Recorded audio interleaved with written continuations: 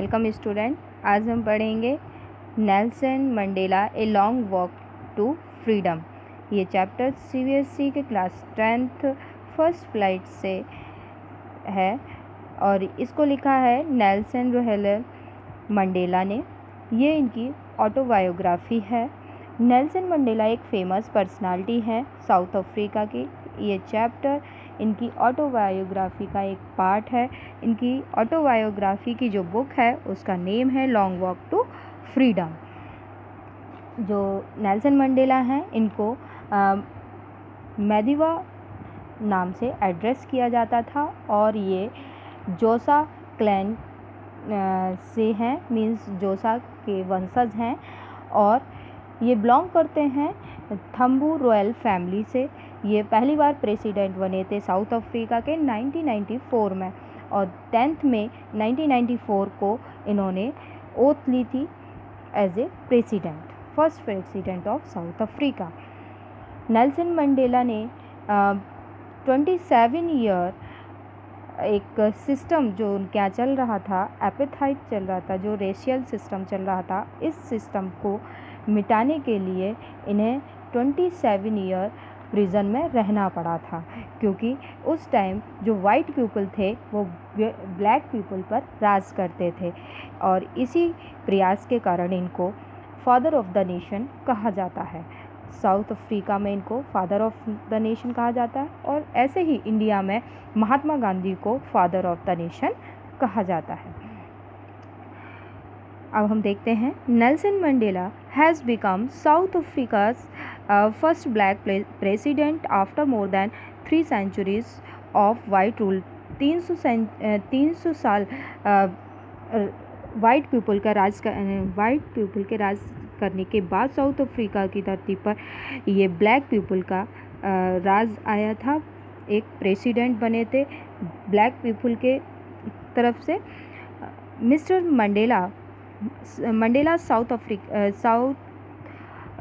Mandela's African National Congress Party won 252 of the 400 seats in the first democratic election of South Africa's history। South Africa के history में जो पहली बार democratic election हुआ था, जनता के द्वारा सरकार चुनी गई थी, जिसमें 400 सीटों में से 252 सीट्स नेल्सन मंडेला को मिली थी।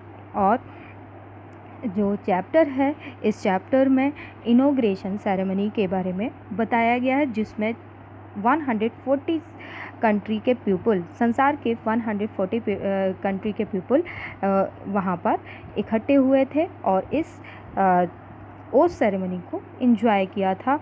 और इसमें 1 lakh south African man and women और चिल्ड्रन इकट्ठे हुए थे और इस ओथ सेरेमनी और इस स्वतंत्रता को उन्होंने एंजॉय किया था। अब हम चैप्टर पढ़ेंगे और चैप्टर की हम समरी आपको बताएंगे। चैप्टर की समरी में सबसे पहले स्टार्ट करते हैं। जो स्टार्टिंग हुई है वो एक हॉल है, एक बिल्डिंग है जिसमें ओथ सेरेमनी स्टार्ट हुई 10 मई की सुबह, जो बहुत ही अच्छी, चमकदार और लाइफ में एक सुनहरा पल ला रही थी।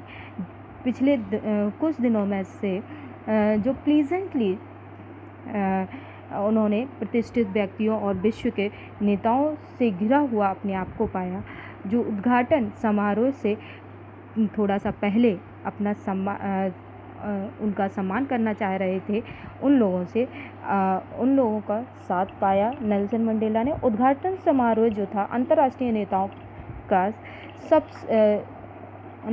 नेताओं की सबसे बड़ी गैदरिंग होने जा रही थी, जो कि दक्षिण अफ्रीका की धरती पर शायद कभी हुई हो। सेरेमनी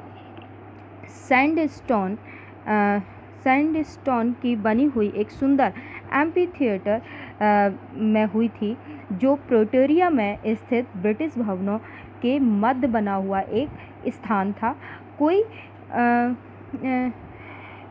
कई दशकों के बाद यह जगह अंग्रेज़ी सुप्रीमेसी का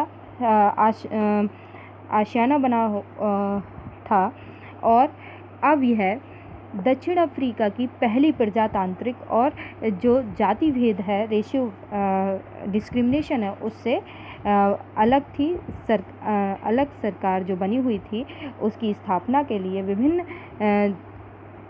रंगों और राष्ट्रों के बड़े सम्मानित व्यक्ति वहाँ पर आए हुए थे और उनका स्थान बना हुआ था। ऑटम सीज़न के उस सुंदर दिन मैं अपनी बेटी जैनानी के साथ बैठा हुआ था और मंच पर मिस्टर डी क्लर्क को सबसे पहले सेकंड डिप्टी प्रेसिडेंट की शपथ दिलाई जा रही थी। इसके बाद थोबो मोबेकी ने शपथ ली पहले डिप्टी प्रेसिडेंट की। उन्हें सेकंड डिप्टी प्रेसिडेंट की शपथ मिली थी और इनको थोबो मोबेकी को फर्स्ट डिप्टी प्रेसिडेंट की शपथ दिलाई गई। जब मेरी बारी आई तो मैंने संविधान को बनाए रखने और इसका पालन करने की शपथ ली तथा स्वयं को गणतंत्र की और इसके लोगों की भलाई के प्रति स्वयं को समर्पित करने की शपथ ली। एकत्रित जो गेस्ट को और ध्यान से देख रहे संसार के सभी लोगों को मैंने इस प्रकार कहा, आज हम सब यहाँ अपनी उपस्थिति के द्वारा जो न्यू बॉर्न फ्रीडम है उसको सम्मान और आशा प्रदान कर रहे हैं। यह असाधारण मानवीय विपत्ति में से जो बहुत ही ज़्यादा समय तक चल रही थी, एक ऐसे समाज का जन्म अवश्य होना चाहिए जिस पर पूरे मानव जाति को गर्व महसूस हो सके। बहुत पहले की बात नहीं है ये, जब हमें मुजरिम माना जाता था, जब हमें स्लेव माना जाता था, लेकिन आज हमें अपनी धरती पर संसार के राष्ट्रों की मेज़बानी में एक दुर्लभ विशेष अधिकार प्राप्त हो रहा है। हम अपने सभी सम्मानित अंतर्राष्ट्रीय अतिथियों गेस्ट का धन्यवाद करते हैं कि वे हमारे देश के लोगों के साथ में मिलकर उस चीज़ पर अपना अधिकार लेने आए हैं जो अन्य में न्याय, शांति और मानव सम्मान के लिए एक साझी विजय है, इकट्ठी एक विजय है। यहाँ पर आखिर हमें अपनी राजनीतिक मुक्ति प्राप्त हो ही गई। हम शपथ लेते हैं कि हम अपने सभी लोगों को गरीबी, भूख और दुख, लिंग भेद तथा अन्य जो भेदभाव है, डिस्क्रिमिनेशन है, उससे हमेशा बंधन मुक्त कराएंगे और उन्हें फ्री करेंगे। ऐसा फिर कभी नहीं होगा कि यह सुंदर धरती एक का किसी अन्य के द्वारा ऑप्रेस्ड किया जाए, अन्य के द्वारा सताया जाए।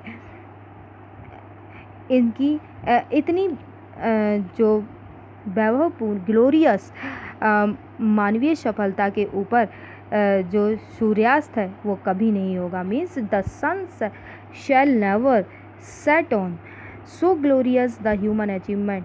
जो सूर्य है, मानव अचीवमेंट का जो ग्लोरियस सूर्य है वो कभी भी अस्त नहीं होगा। लेट फ्रीडम रेज, और जो स्वतंत्रता है उसे राज करने दो। ईश्वर अफ्रीका को अपना आशीर्वाद प्रदान करे। ऐसा उन्होंने उस सेरेमनी की स्टार्टिंग में कहा। कुछ क्षण के बाद हम सब अपनी आँखें विस्मयपूर्वक ऊपर की ओर, मतलब बहुत ही आश्चर्य से ऊपर की ओर उठा ली जब दक्षिण अफ्रीका के जेटों और हेलीकॉप्टरों और सैनिक जो यान का एक भव्य समारोह यूनियन बिल्डिंग्स के ऊपर से पूरे बैलेंस के साथ में गरज की आवाज़ करते हुए गुजरने लगा। यह न केवल बिल्कुल सही क्रिया और सैनिक शक्ति का प्रदर्शन था, बल्कि प्रजातंत्र के प्रति सैनिक वफादारी का भी था। एक नई सरकार के प्रति जिसका इलेक्शन स्वतंत्र और निष्पक्ष रूप से हुआ था। कुछ पल थोड़ी देर पहले ही दक्षिण अफ्रीका के सुरक्षा बल और पुलिस के उच्चतम जनरल्स ने जिसके सीने पर बीते दिनों के रिबनों और जो अवार्ड्स हैं से अलंकृत था, मीन्स अवार्ड लगे हुए थे। उन्होंने मुझे सलाम किया और अपनी वफादारी की शपथ ली। जब मुझे यह बात नहीं भूली थी कि बहुत वर्ष पहले की बात नहीं थी, कि ये ज़्यादा दिनों पहले की बात नहीं है जब उन्होंने मुझे सलाम न किया होता, अपितु मुझे बंदी बनाया होता। मीन्स कुछ दिन पहले अगर यही होता, मैं खड़ा होता, तो ये मुझे बंदी बना लेते, मुझे सलाम नहीं करते। अंत में इम्पाला जेटों की एक वी रचना में एक धुएं की एक पूंछ छोड़ती हुई वहाँ से निकली, जो नए दक्षिण अफ्रीकी झंडे के काले, लाल, हरे, नीले और सुनहरी रंग धारण किए हुए थी। इस टाइप से उन्होंने सेना का जो डिस्क्रिप्शन दिया है, बहुत ही एक दिन मेरे लिए एक प्रतीक बन गया जब हमारे दोनों राष्ट्रगान एक साथ बजाए गए। गोरे का अफ्रीकी स्वप्न वाला राष्ट्र संगीत और कालों का पुराना गणतंत्र वाला राष्ट्रगीत। यद्यपि जब उस दिन दोनों समूह में से किसी को भी उस राष्ट्रीय गान के जो नोट्स हैं उनका ज्ञान नहीं था, जिससे वे किसी समय बड़ी घृणा किया करते थे। जो पुराना वाला राष्ट्रीय गान था, उसके नोट्स बहुत ही कम लोगों को आते थे। उन्हें शीघ्र ही इसके शब्द जबानी याद हो गए। उद्घाटन वाले दिन मैं इतिहास के विचार से अभिभूत हो गया, मीन्स विचारों में खो गया। 20वीं शताब्दी के पहले दशक मीन्स 10 ईयर डिकेड्स में भीषण एंग्लो बोअर युद्ध के कुछ वर्ष बाद और मेरे स्वयं के जन्म से पहले दक्षिण अफ्रीका के जो वाइट पीपल थे, उन्होंने आपसी भेदभाव समाप्त कर दिए थे तथा जो जातीय डिस्क्रिमिनेशन था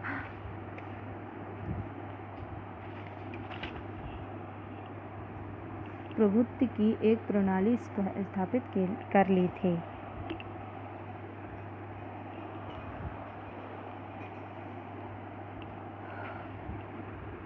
अपने ही देश के काली चमड़ी वाले लोगों के विरुद्ध में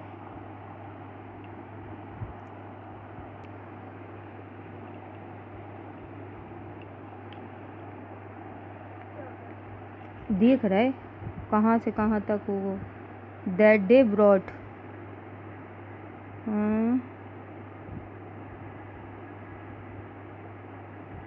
डिकेट।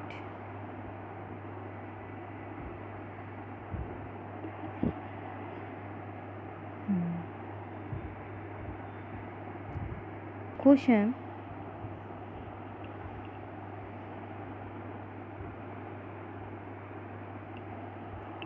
हे भगवान, बहुत बड़ा चैप्टर है।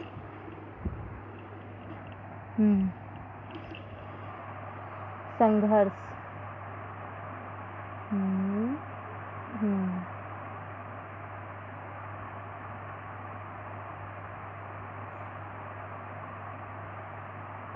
है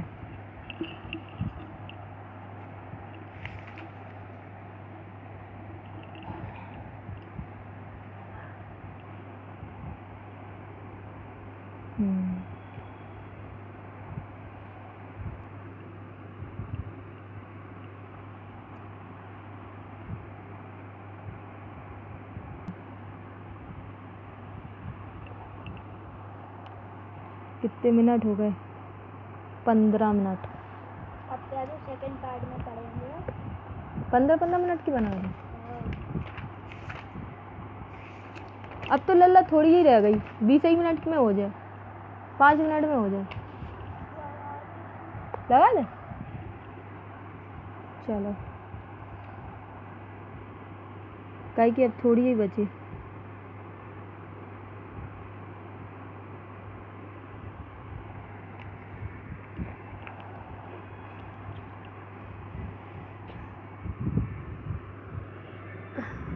थोड़ी तो आई हो, नेक देर में जा खिसकाना है। कहाँ तक लिखी? His country.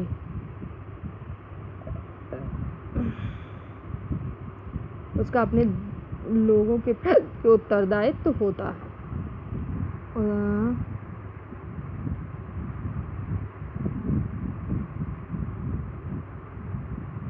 अच्छा, जीवन में प्रत्येक व्यक्ति की दो उत्तरदायित्व होते हैं, अपने परिवार के प्रति और अपने माता पिता के प्रति, अपनी वाइफ के प्रति और बच्चों के प्रति। और हम he has an obligation to his pupil तथा उनका अपने लोगों के प्रति उत्तरदायित्व होता है और अपने संप्रदाय के प्रति, अपने देश के प्रति, एक सभ्य और मानवीय समाज के प्रत्येक व्यक्ति अपने झुकाव के लिए जवाबदेह है।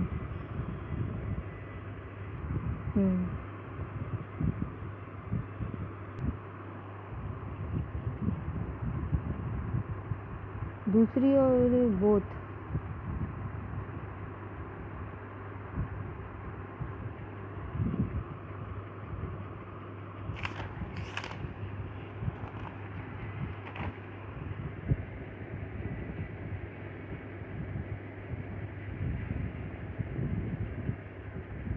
twin obligation are towards family and pupil.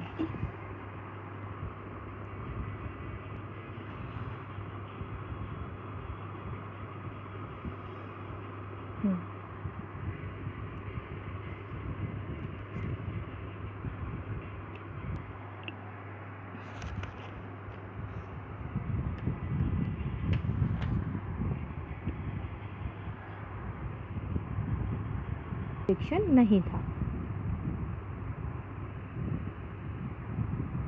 लड़का है, इट इज़ वालों यही है। हाँ ठीक है, बस थोड़ा बचा 2 मिनट का।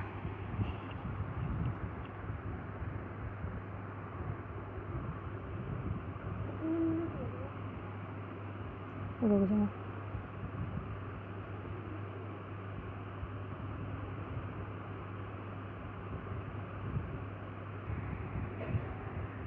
ये क्या है?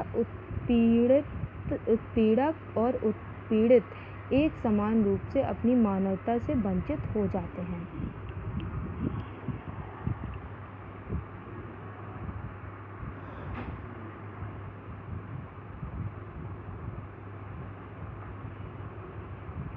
स्टूडेंट, ये लाइन वाइज एक्सप्लेनेशन है पूरे चैप्टर का। आप इसको ध्यान से सुनिएगा, आपको पूरा समझ में आएगा। Good bye student.